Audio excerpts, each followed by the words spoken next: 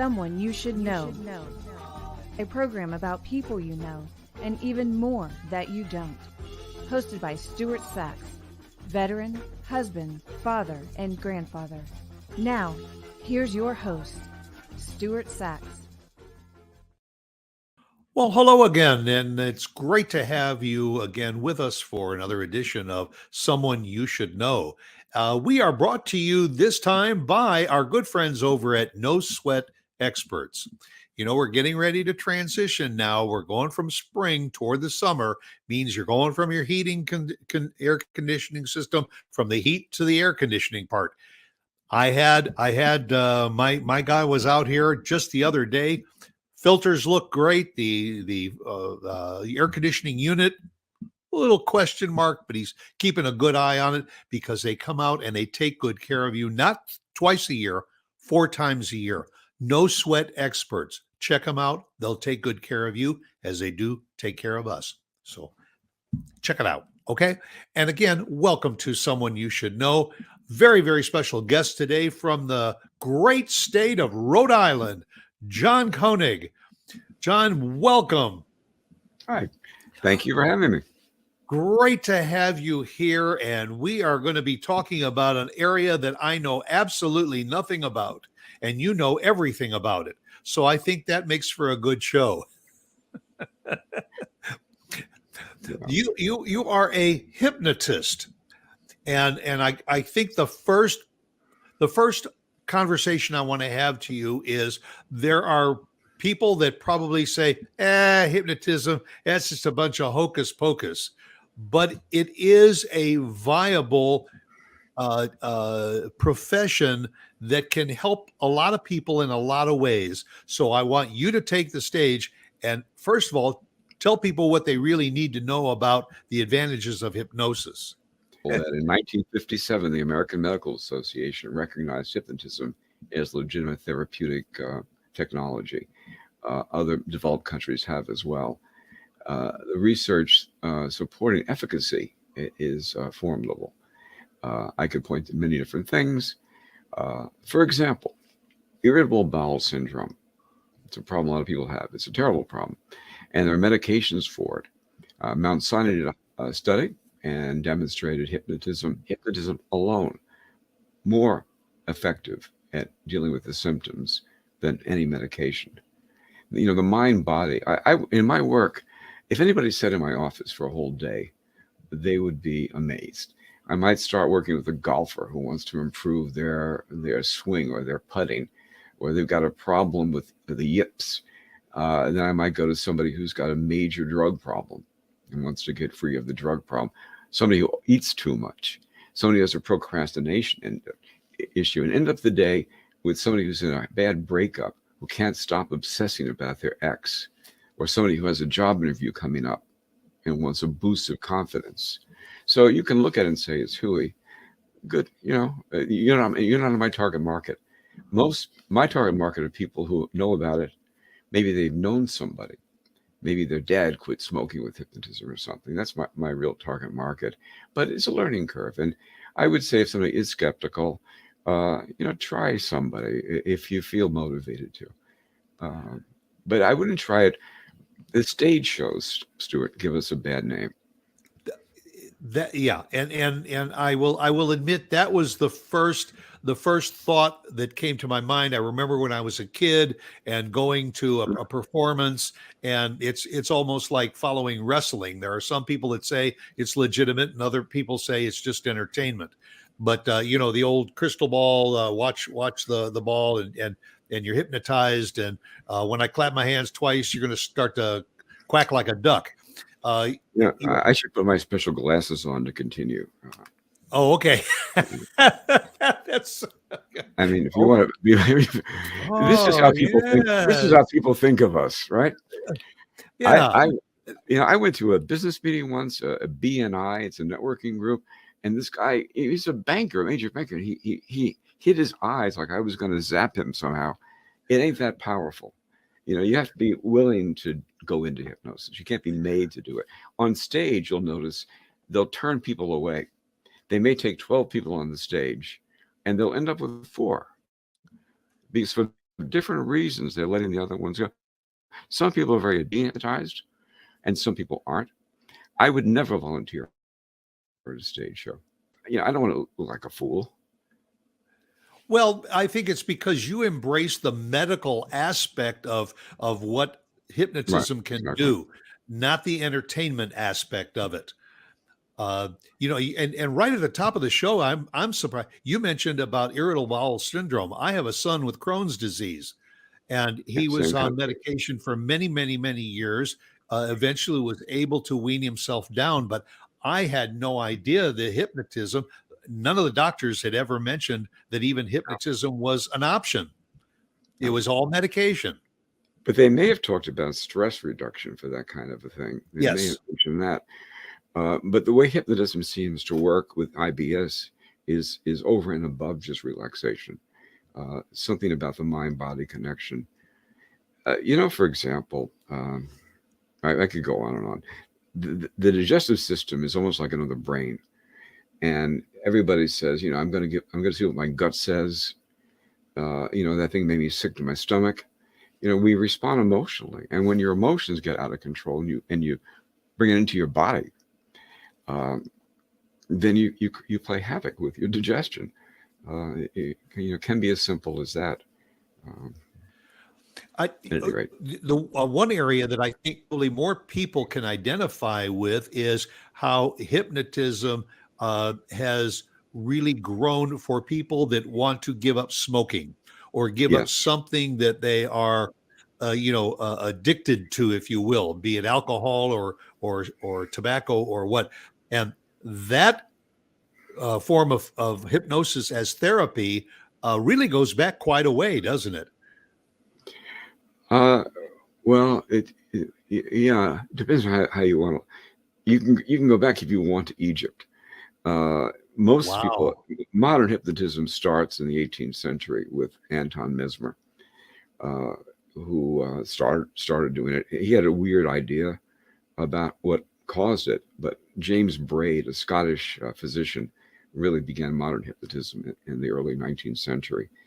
Um, but it goes down these two tracks. Mesmer was flamboyant and theatrical, so even though he was doing medical type things, it was like magic.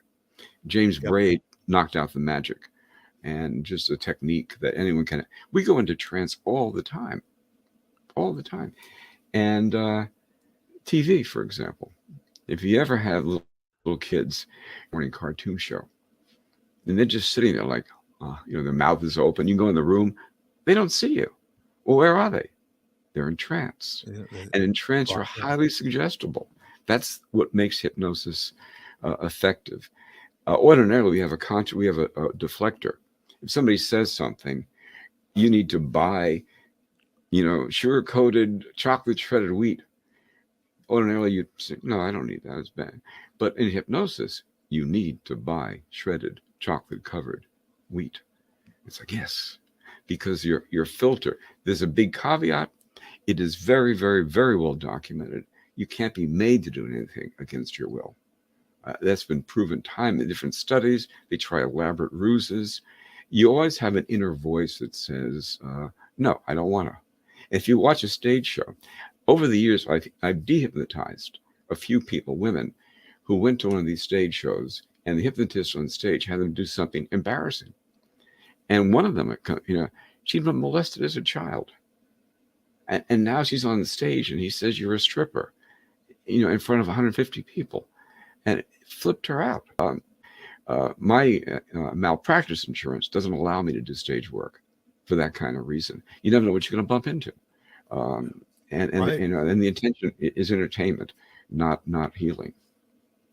Oh, smoking.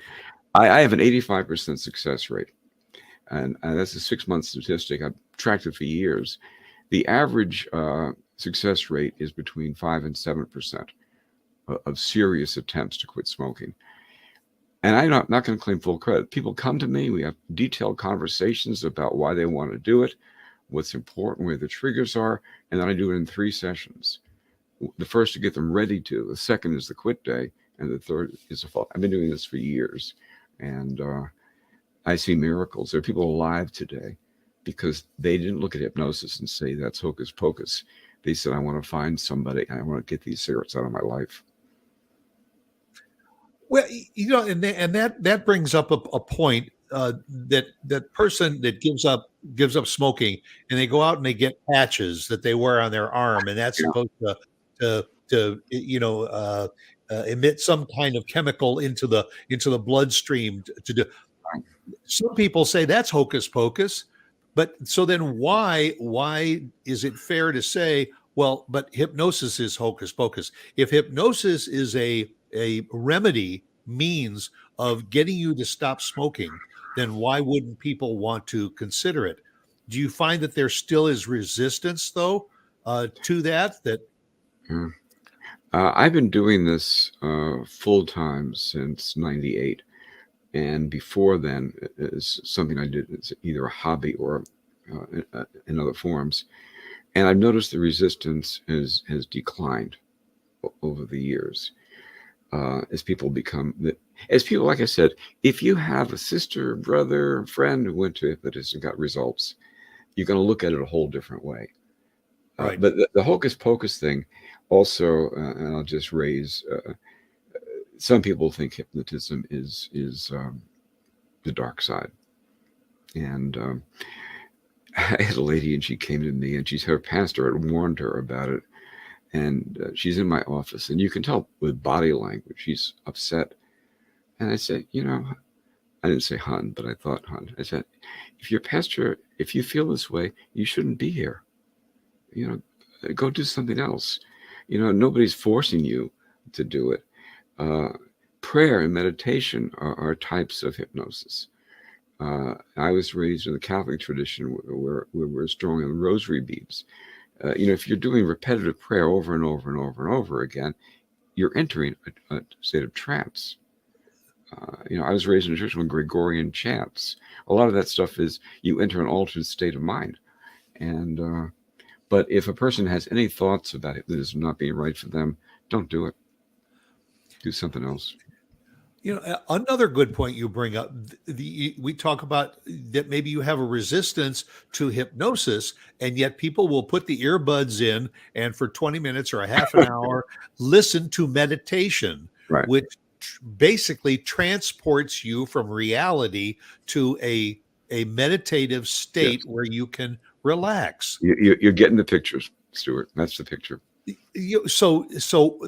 All of a sudden, if you were to put the word hypnosis on that, oh no, I wasn't hypnotized, I was just meditating.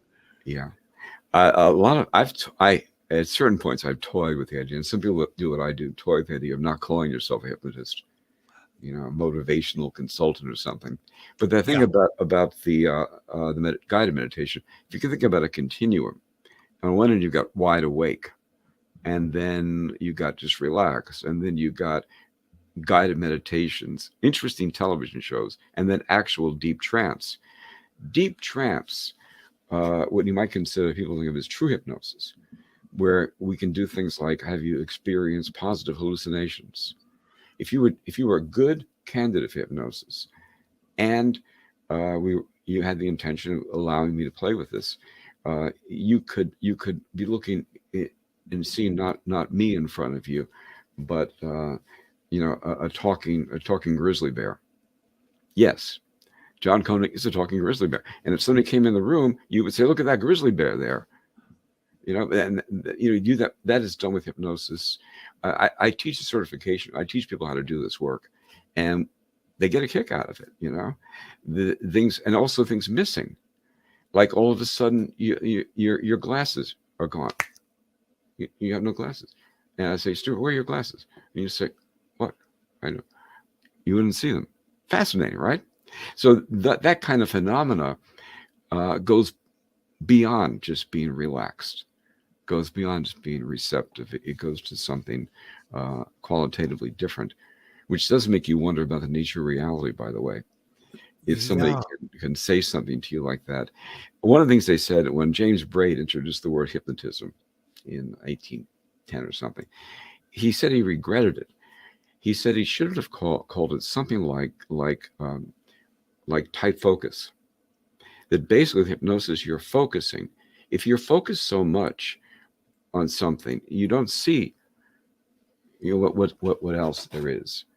And that's why people, get blinded by their own prejudices. All they see is their little narrow picture of things. But in hypnosis, it's extreme. And, that's when the change. There was a study that was done, a radiologist, people that look at x-rays and very, very important work and very, very highly skilled people. And what they did is they wanted to try to find a cancer cell in a lung. So they put a bunch of cancer cells, but they also put 3 times larger than the cancer cells, gorillas, little gorillas, white gorillas. And the doctors didn't see the gorillas. They were looking for the cancer cells, literally not see them. And it tells you a lot about what it is to be human. Everybody, in my opinion, is prejudiced. We grow up and we the culture of download, and you get all these thoughts. Hypnotism is about untraining you. If you consider that we're all hypnotized, by the time we're 7 years old, we figured out, are people fundamentally friendly or not? Am I smart or handsome or good sports or whatever? By the time we're 7, 8, any child psychology will tell you that. So we go around with this belief structure about who you are in the world, who other people are. And hypnotism, a smoker comes to me and they think they can't stop. They'll tell you that, I can't stop. Well, really? Yeah, they can't stop. I get that they think they can't stop. As soon as they know that they can stop, everything changes. Simple as that. It's a reframe, it's called. Well, in that case, the first thing the smoker has to say is, I can't stop, but I want to stop. Yes. Yes. So I need to try something. Maybe I've already tried 5 things and now I need to try something else. And this is that something else. Yes. But the first thing you have, am I right? You have to be willing to say, I will give this an honest go, because if it works, hey, I've become a new me. Exactly. And usually, often they just can't stand the consequences. They can't stand waking up with phlegm or the grief or the money. Although, frankly, to tell you the truth, in my career, I don't know, I've done thousands of people. I had one person who quit smoking only for the money. She was Social Security only, and she was in pharmacy parking lot. She had enough money for either her heart medication or a pack of Marlboros. And she walked out with the Marlboros and said in her car, tears rolling down it. She's the only one. If you have a heroin addict or a crack addict, and they can't afford the rent, they'll live in the crack house. Yeah. Smokers are like that. Yeah. And I think, in my case, I'm about getting this close to trying hypnosis for an eating disorder. I just have difficulty pushing the plate away or cutting the portions down, and all. And I know that hypnosis is usually is very, very often used for overeaters. Right. And I don't understand really why more people don't consider hypnosis over the cost of medication, because medication, as a way to try to beat some kind of an addiction, sometimes can end up being far more expensive than hypnosis. Yeah. And less effective. But on the other hand, though, it seems to be automatic. Even though not everybody responds to medication, it seems that way. And as Americans, we like what we want when we want it without any effort. And the other thing about hypnotism is that, there's variability. There's the practitioner you work with. There's your state of mind that day. There's a whole bunch of different factors. Plus your ability to be hypnotized, and it varies. There's a normal curve. Some people are very, very adept at it, and some people are very, very resistant. So it's easier to pop a pill than it is to call me. Now, over the years, I mean, certainly COVID has affected all of us in to one degree or another.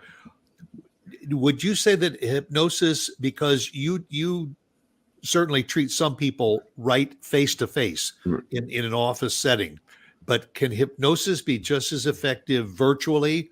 If I'm in the state of Washington, I can log in with John Koenig, and I can get just as effective hypnotic treatment as I can if I'm sitting in your office.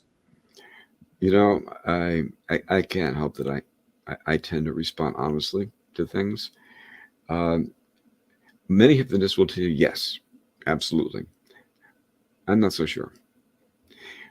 For example, I heard in the start of the year of that, and the VA did a study where they looked at efficacy of psychotherapy remotely, and they found it Mhm. worked every bit as well. So there's a study where they demonstrated psychotherapy apparently works fine remotely like this.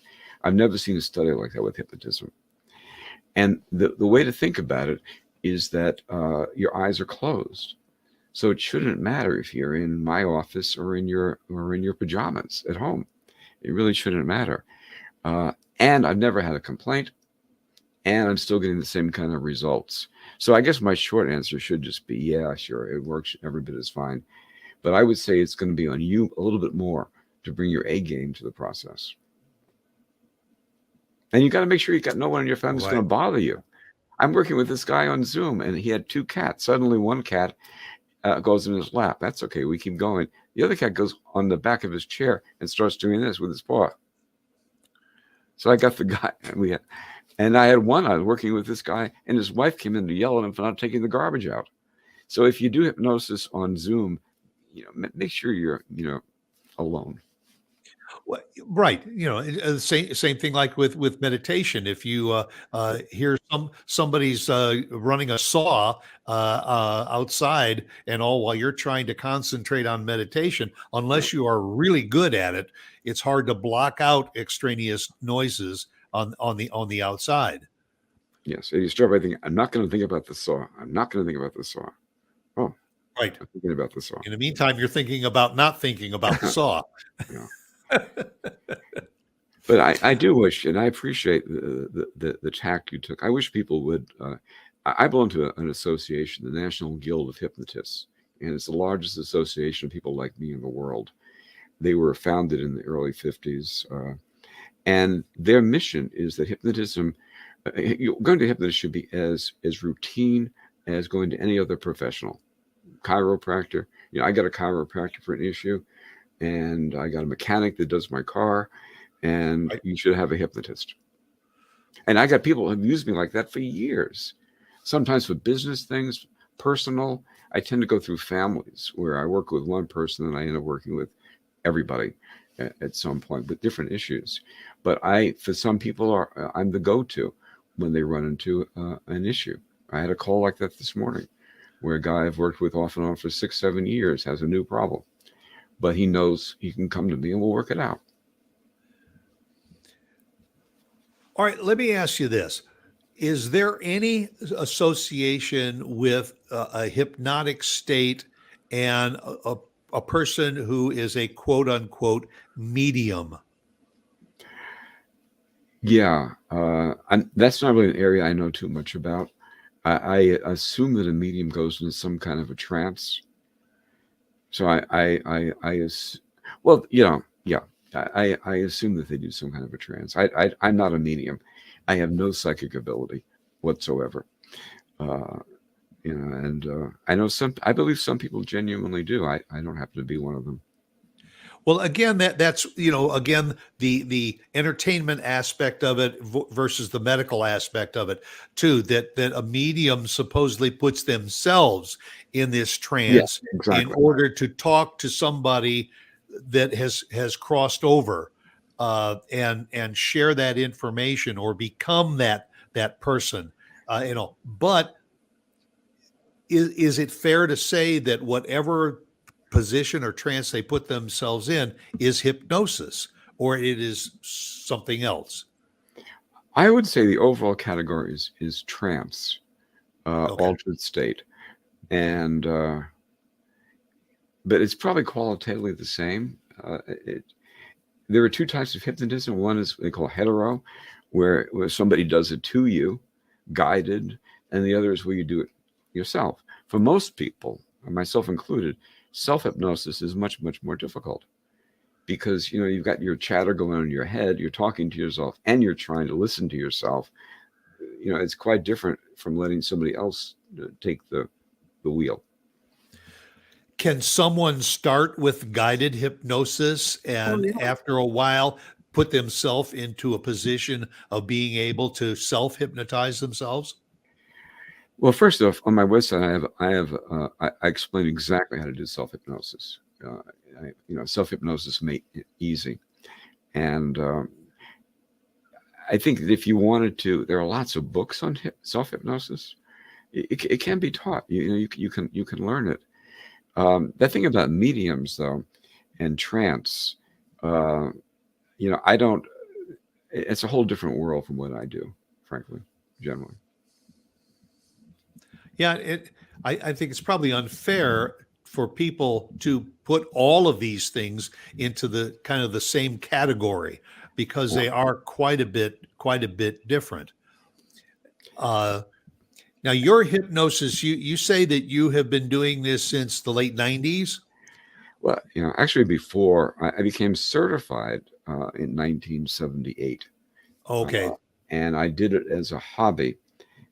Back in '82, I invented this thing called Hypnovision Video, which at the time was the world's first hypnotic subliminal video.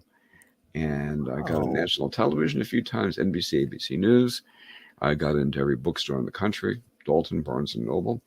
Doubleday Catalog commissioned me to do an audio series for them. It was a really big deal. And I had quit work. I had been an ad guy, and I quit work. And I was selling to video stores. And anyway, bottom line is that didn't turn out business-wise as well as I hoped it would. And I was amazed. I thought, how do you get on national television and not get phenomenally rich? Well, the answer is it's possible. I proved it. Well, we're going to be scrolling your website across the screen, so people can drop in and learn a little bit more about what John Koenig does. But there's another aspect to John Koenig that I find very, very fascinating, and that is your exploration of previous lives. And you have a book that is titled, the core title is my autobiographies. But keep in mind, folks, that it's a plural word, not my autobiography. This is autobiographies, and I want you to explain why there is an S on the end of the word autobiography. Well, for many years, I've been interested in past life exploration for myself, and I never advertised it. I never talked about it with clients, but over the years, people would ask me would I do it with them. Everyone I ever worked with like that got great results. But I was dependent on medical referrals for my clients, for weight issues. I get a lot of psychiatric referrals for certain types of issues. And I didn't want people to think I was as weird as I am. But I'm 74 years old, Stuart. I don't care anymore. So I really don't. So there's one advantage. If you got younger listeners, viewers, don't wait till you're 74 not to care anymore. I would say start not caring anymore when you're younger than that. But anyway, so I published the book, and I'm now public in this thing that to me has been very meaningful. I started doing it. I met somebody who was a friend's wife who was a past life facilitator. And just on a whim, I went to her. And it was interesting, too. I'd had do you remember the old EST training, Stuart? You're old enough to remember EST. Yes. Yeah. Yes. You ever do EST? No, I didn't. No, it was a very intense thing. It was the one where you didn't eat, didn't go to the bathroom, didn't sleep. Right. So I'm there, and suddenly I had this experience, like I was being like I was being shot out of my head. And I found myself, first I'm in this sort of pub in my mind. I'm with these, 150 people, and I'm having this private experience, but I haven't been sleeping, I haven't been eating. I've been exposed to philosophical concepts for 3 days. And I got the experience of like being, my conscience being shot out. Later the next week, somebody said, my wife does past life work. You might find it interesting. So I went to her, and I filled in the first part. And she did this process, and I found myself in the 18th century. I'm a private Riley, the first Continental Dragoons, and I found out how Riley died, and so that intrigued me. I was not expecting that when I went to this lady. I didn't know what I was expecting, but I began to pursue more with her, and then other people. I became trained as a facilitator over the years.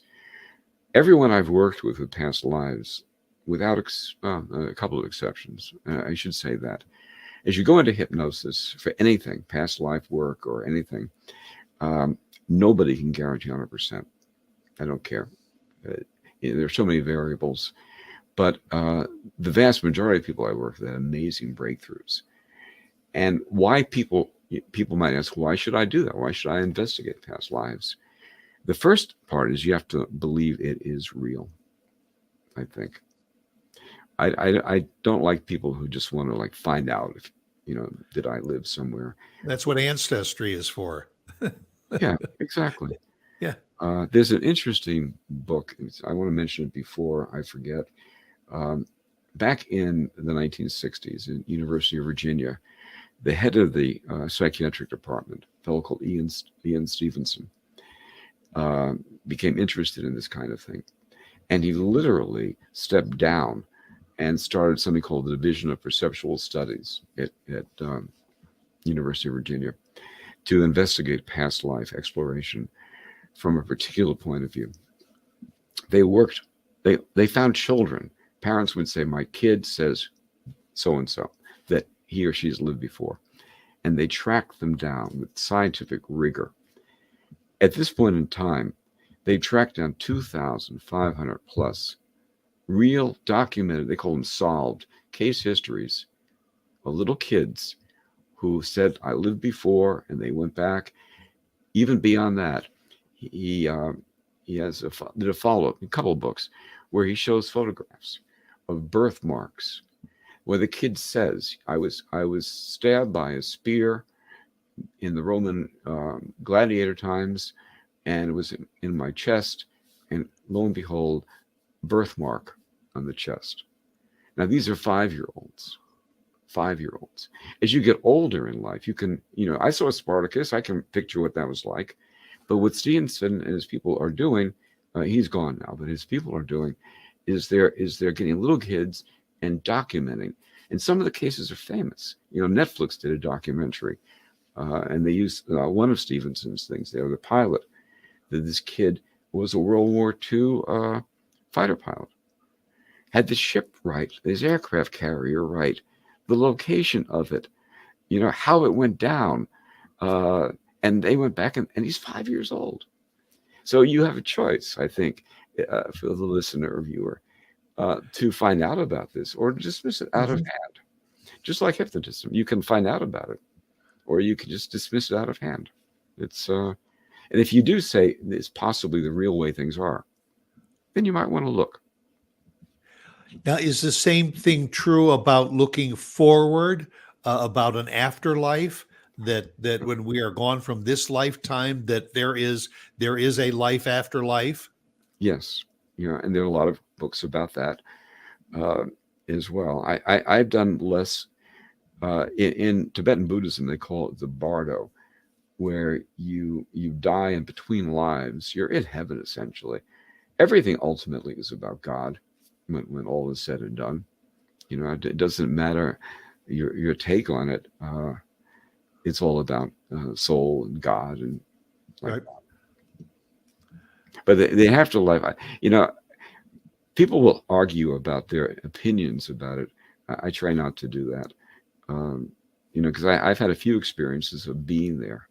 And that's the thing, by the way, of past life exploration. We talked about mediums a little while ago, and I've worked with people over the years who said, a medium told me I was in the French Revolution. I feel a great affinity for France. Well, that is very different from to go back. For example, one of my teachers in past life work wanted to improve his ability to play the piano.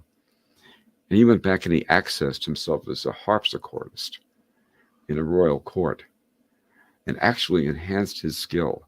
That's quite different from somebody telling you, I think you were a musician, but I don't think it's particularly valuable to think that maybe you were in Egypt compared to you have a problem in your current life. One of my most dramatic stories is a lady came to me, and this is a good story about past life, and it was one of the more dramatic. She had always gone out with guys who disappointed her. So she would go out with a guy with great expectations. Her friends would say to you, let's say her name was Doris. Doris is the same kind of guy. She'd know this one's different. This one's different. Over and over. And she was miserable.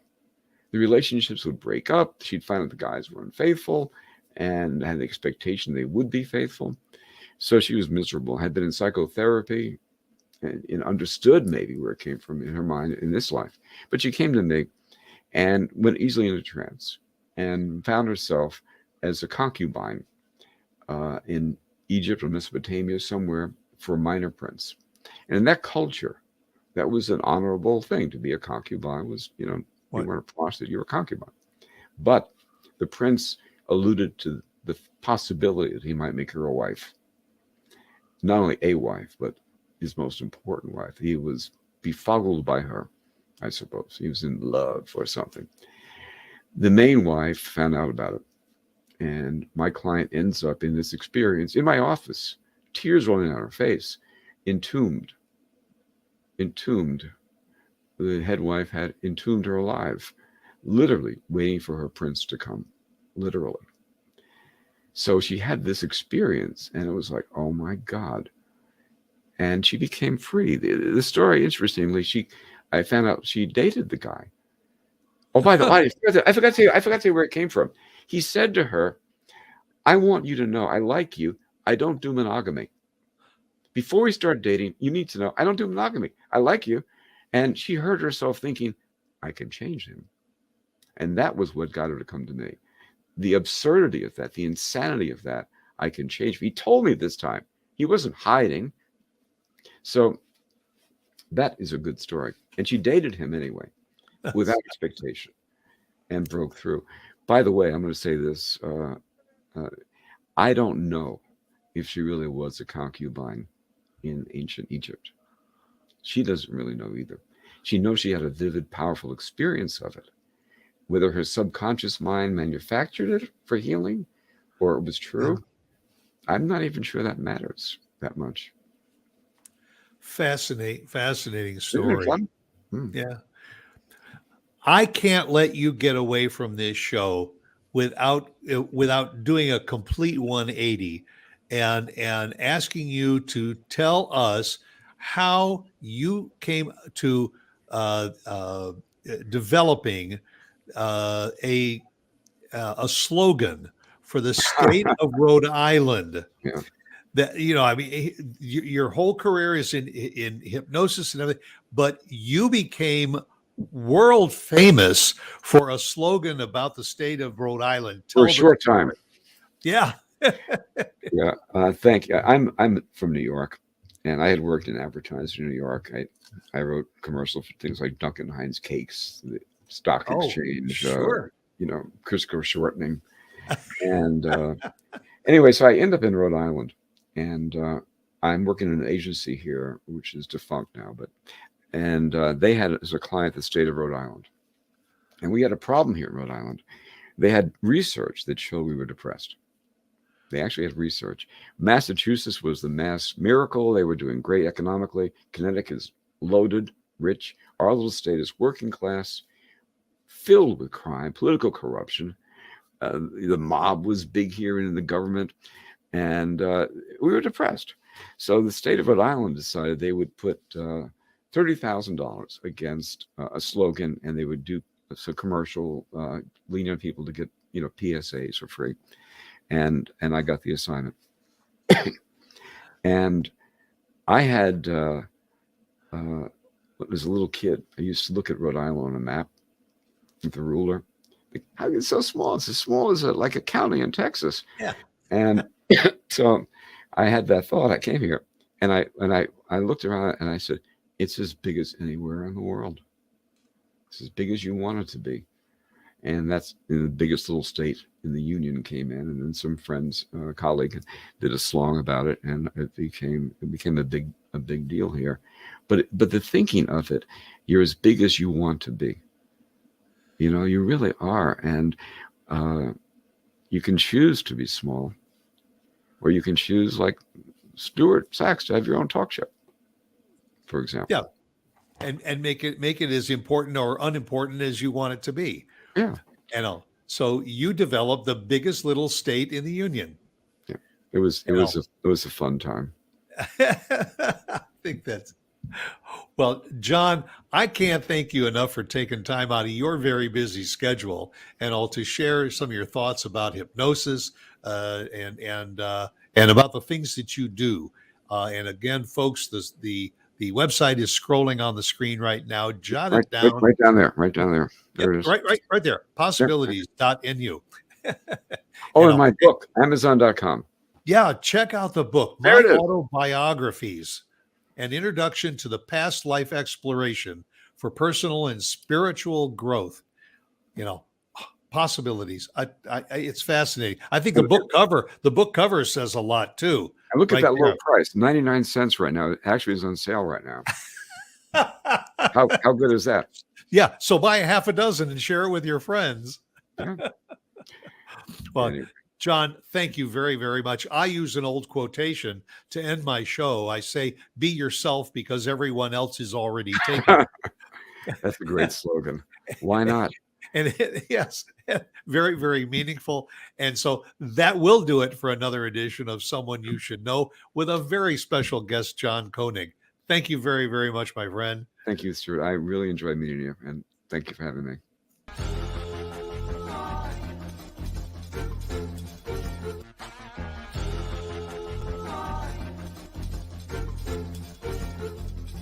Someone You Should